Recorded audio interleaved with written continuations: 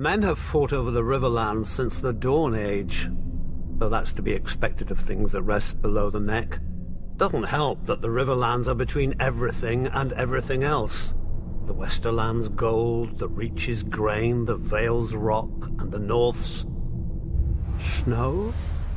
House Mud once ruled as the kings of the rivers and hills, but after 1,000 years their line was exhausted and fell to the Storm Kings, who fell to the Ironborn.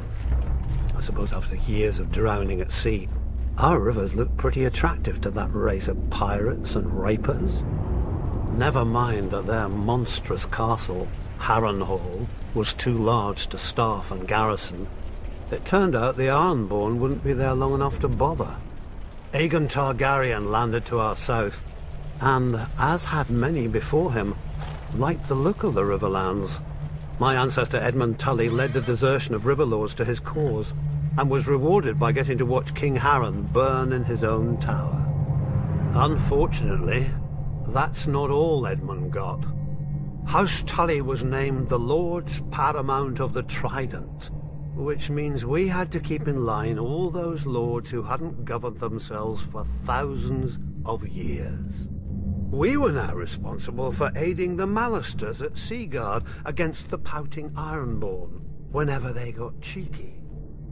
For settling Harrenhal on families stupid enough to think its curse would skip them after devouring all previous families. For keeping the Blackwoods and Brackens from wiping each other out and giving us 2 more castles to deal with. For keeping the Freys in their place and out of others' pockets.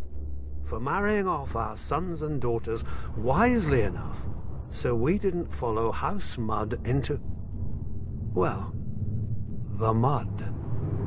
Yet under the Targaryens, the Riverlands knew a peace we hadn't had for centuries, if ever. But like all good things, sooner or later it all goes to shit.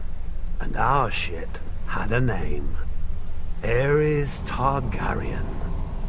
Westeros has had its share of mad kings, but usually they had the sense not to bully more than one powerful house at a time.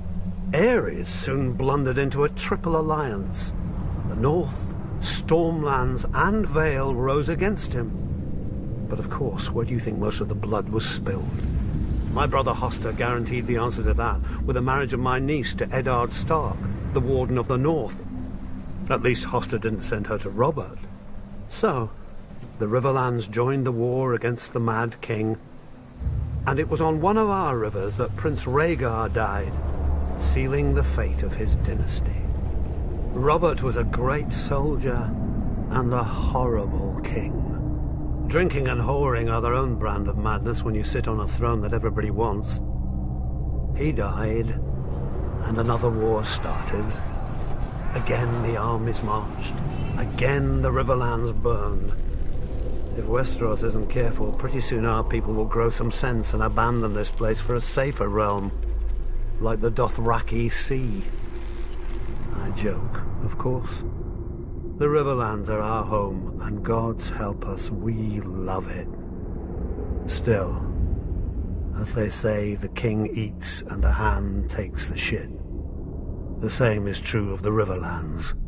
The 7 kingdoms piss, and the Riverlands change clothes.